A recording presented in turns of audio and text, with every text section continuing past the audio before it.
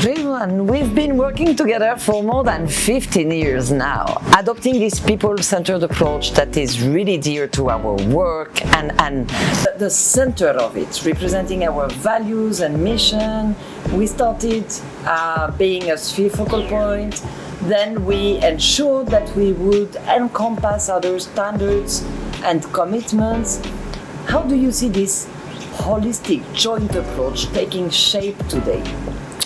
I think it's been a good journey since we started with a lot of different experimenting different approaches, experiment different type of sport that we have been doing and working jointly through TOTs, then like secondments, and then based on providing technical assistance and support on different things. But now I think we need to be looking at the current context, I think, and considering the needs, we need to be a bit more proactive, we need to be a bit more hands-on these things, and I think there is more need to be done in terms of joint work together with different stakeholders and importantly with communities to bring their voice upward to improve the sector and our work. We have been working with Community World Service Asia 2005 after the earthquake, and then later on this experience continued from Pakistan, and then it's been coming to regional level and then global level. So how you see that this new approach, like on which we have transformed from doing TOTs trainings to mentorship approach, how you see its value addition and how you see the future of it?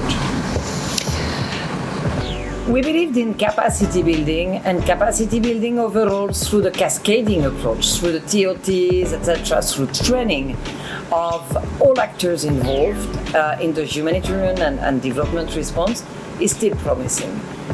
But it took too long time. We've been initiating ad hoc events for nearly 2 decades with those initiatives who built the standards, and the result is that we are not fast enough, and it's demanding quite a lot of resources.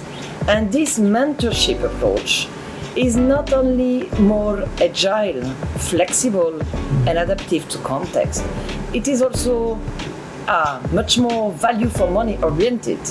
And it pushes individuals in becoming leaders, in taking their role out of their organizations and envisaging that they could support each other with colleagues around the world, also involved on quality, accountability to affected populations, and safeguarding overall. So it demands commitment, and it does transcend some of the barriers we have in our sector that remain systemic barriers. And maybe it is one, we do not shift the power. One has to take it.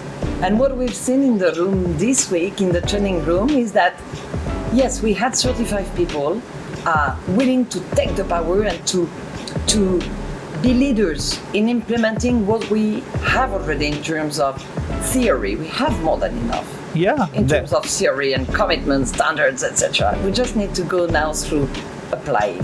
Yeah, that's true that when we started unpacking that what's available in terms of joint approaches and standards, so there's a lot. It's not that we need to build up more things or reinvent the wheel, but it's more what we have experienced during this weekend listening to the colleagues, that it's more that needs to be how we can put this into action. So this will be really an important step next, and then how working jointly in collaboration among the mentors, so it will be really good enough. When we merged with those participants from the Sphere Focal Points in Asia meeting, we were 50 people from 20 countries. So we are just working cross-border in a very natural way and putting our strengths together. And this is the beginning of, I would say, a new era in which, Yes, we've done it. We are now very clear on what is in our toolbox. We are very clear on what is the context and where we work. And we really need to be together and to kind of push forward the agenda. We are the leaders.